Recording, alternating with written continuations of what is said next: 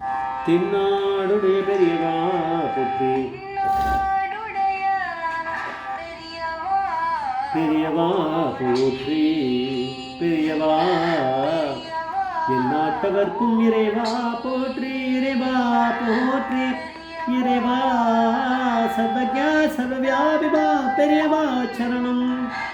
மாய பிறப்பருக்கும் மகா பெரியவா போற்றி, மாய பிறப்பருக்கும் மகா பெரியவா போற்றி. அபார்கண சித்தம் ஜானதம் சாஸ்திரப்பணம் ஸ்ரீ சந்திரசேகர குரும் பிரணமாமதானம் கலியுதேவ காட்சிமானி யூடியூப் சேனல் பிரத்யேகமாக மகாபரிட பக்தருக்கு ஏற்பட்டு கொண்டிருக்கும் அனுபவங்களை ஒவ்வொரு நாளும் ஒரு அனுபவத்துக்கு ஒரு தலைப்பு. அடுத்தோட தலைப்பு ஸ்பைனல் கார்டு டியூமர்லேருந்து தப்பிக்கிறது அவ்வளோ கஷ்டமா? ஸ்பைனல் கார்டு டியூமர்லேருந்து தப்பிக்கிறது அவ்வளவு கஷ்டமா?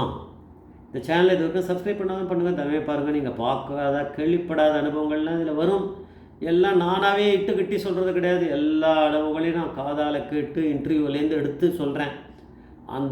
அது சிரமமாகவே எனக்கு தெரியாது. ஏன்னா இந்த மாதிரியான ஒரு விஷயத்தை பண்ணுறதுக்கு தானே பெரியவா என்னை படைச்சிருக்கான்னு எனக்கு தெரிஞ்சு போயிடுது, வேறு ஒன்றும் கிடையாது.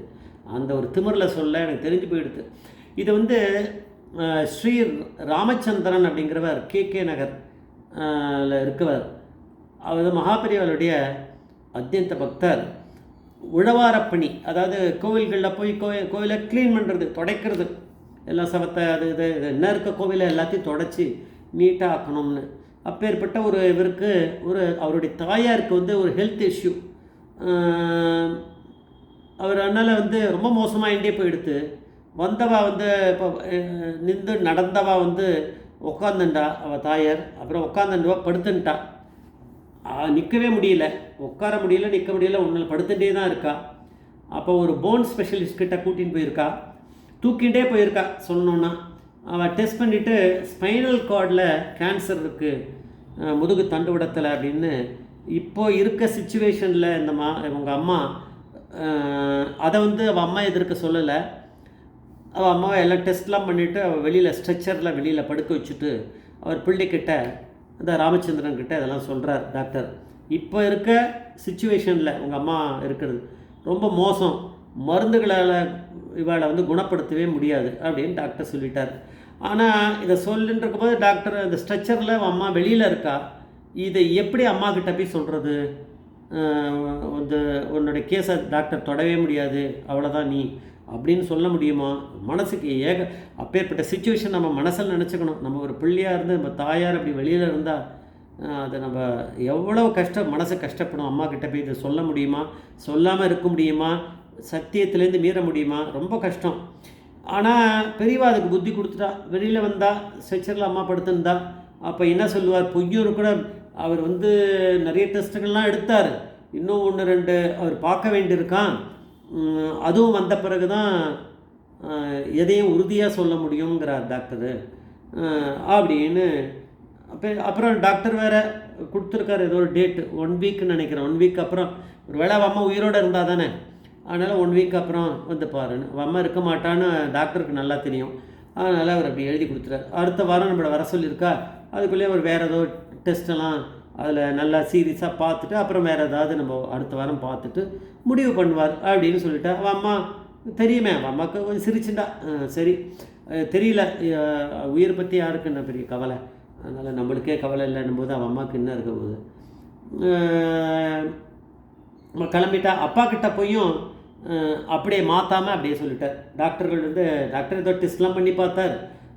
சரியான ஒரு முடிவுக்கு வர முடியல. இன்னும் ஒரு வாரம் கழிச்சு வர சொல்லியிருக்கார். அதுக்குள்ளே அவர் எல்லாத்தையும் கொஞ்சம் அனலைஸ் பண்ணி வைப்பார். அப்போ ஒரு முடிவு பண்ணுவார், என்ன மாதிரி ட்ரீட்மெண்ட் பண்ணலான்னு அப்படின்னு சொல்லி முடிச்சுட்டா. டயக்னோசிஸ் அப்போ தான் கரெக்டாக சொல்ல முடியும்னு. இப்போ கவுண்ட் டவுன் ஆரம்பிச்சிருது அவள் அம்மாவுக்கு. இப்படி இருக்கும்போது அவருக்கு ரொம்ப பிடிபடலை. ஆனால் அவருக்கும் அம்மா பிழைப்பான்னு ரொம்ப அப்படியெல்லாம் நம்பிக்கை இல்லை. மாப்பெரிவா மேலே நம்பிக்கை வச்சுருந்தாலும் என்ன பண்ணார், அட்லீஸ்ட் அம்மாவோட ஒரு ஆசை ஒன்றத்தை பண்ணலாம். அம்மா அட்லீஸ்ட் மகாபெரிவாவில் தரிசனம் இப்போ பண்ண முடியலைன்னாலும் ஏதாவது ஒரு வழி இருக்கா? ஒரு வேளை மகாபெரிவா நிஜமாகவே போட்டுட்டு நடந்த ஒரு பாதுகையை அம்மா தன் கையால் தொட்டு அதை கண்ணில் ஒத்திக்க முடியுமா? அதை பார்க்க முடியுமா? அப்படி கூட போருமே. அம்மா காலம் முடிகிறதுக்கு முன்னாடி அதை கண்ணால் பார்க்கட்டுமே, பெரிவாடை பார்க்க முடியலைன்னாலும் அப்படின்னு அவருக்கு தோணியிருக்கு. ஆனால் தோணின போது பெரியவா வருவாளான்னா பக்தர்களுக்கு வருவா. இவர் ஏதோ ஒரு எதேச்சியாக யாரோ ஒரு ஃப்ரெண்டுக்கு ஃபோன் பண்ணியிருக்கார். பண்ணும்போது வெறுமை இல்லாமல் அவர் சொல்லியிருக்கார், அம்மாவுக்கு கண்டிஷன் இப்படி இருக்குது, எனக்கு ஒரே ஒரு ஆசை தான் அப்படின்ட்டுருக்கார். அவர் அதுக்கப்புறம் அந்த ஃப்ரெண்டு விடலை, என்ன ஆசை சொல்லு, ஏன்னா இவர் அதை தீர்த்து வைக்க போகிற மாதிரி கேட்டிருக்கார். இவர் சொன்னார், இந்த மாதிரி ஏதாவது ஒரு இது மாதிரி இருந்தால் பாதுகை மாப்பிரையை போட்டுன்னு இருந்தால் பாதுகை இருந்தால் அம்மா வந்து கொஞ்சம் தொட்டு கண்ணில் ஒத்திக்கணும், அது போகும், எப்படியும் ஒரு வாரம் அதுக்கப்புறம் வான்ருக்கார், எனக்கு தெரியல, எனக்கு கொஞ்சம் இதுவாக தான் இருக்குது அப்படின்னு. அப்போ அவர் சொன்னாராம், வெஸ்ட் மாம்பலத்தில் ஒரு அட்ரஸ் கொடுத்துருக்கார், அந்த இடத்துல போனேன்னா யாரோ ஒரு மாமா ஒரு சாஸ்திரிகள் பேர், அவர் வீட்டிலேயே மகாபரிவா போட்டு நடந்த ஒரு இதை வச்சு அவர் தினந்தோறும் ருத்ரன் சமக்கானம்னு சொல்லி அபிஷேகம் பண்ணி அவ்வளோ ஆராதனை பண்ணிட்டு வச்சுட்டுருக்கார். அவர்கிட்ட போயிட்டு அதை கேளு, அவர் கொடுப்பார், நீ இந்த மாதிரி அம்மா பார்க்கணுன்னு சொல்கிறா, தரிசனம் பண்ணோன்னு இந்த மாதிரி நிலைமையில் இருக்கான்னு சொன்னால் அவன் நிச்சயம் மனம் இறங்கி எல்லோரும் கொடுப்பா, நீ போய் பார்த்து ட்ரை பண்ண ஒரு ஐடியா கிடச்சிருக்கு, அது பரமேஸ்வரன் கொடுத்தா தான் நடக்கும். இவர் அங்கேருந்து கிளம்பி போயிருக்கார், நல்லா வேஷ்டி கீஷ்டி கட்டி நல்லா கும்புன்னு நல்லா தான் போயிருக்கார். ஏன்னா அவர் பிராமணராக இருப்பார் கொஞ்சம், அதனால் இவருக்கே தெரியும், இவர் எப்போயும் அப்படி தான் இருப்பார். இவர் அப்படி போயிருக்கார்.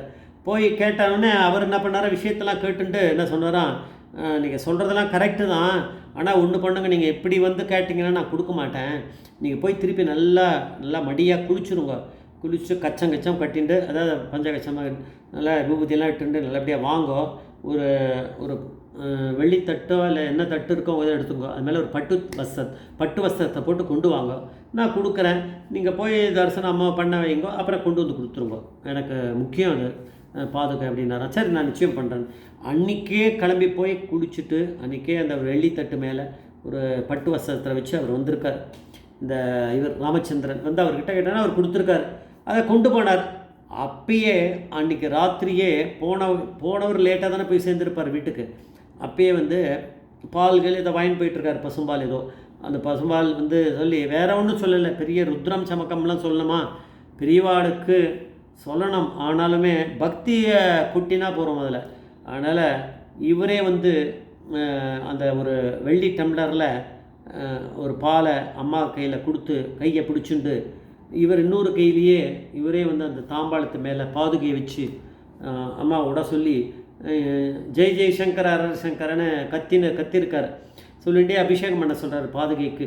அவள் அம்மாவும் ஜெய் ஜெய் சங்கர் அரர் என்ன முடிஞ்சுதோ பாவம் அந்த காலத்தில் அதை வந்து விட்டுருக்கா, அதை பாதுகைக்கு அபிஷேகம் பண்ணி அந்த அதுலேருந்து பாதுகையில் விழுந்த அந்த பாலை எடுத்து பெரியவா மேலே விழுந்த எடுத்து அம்மா வாயில் கொடுத்து அதை பருக சொல்லியிருக்கார், அதை குடிச்சிருக்கா.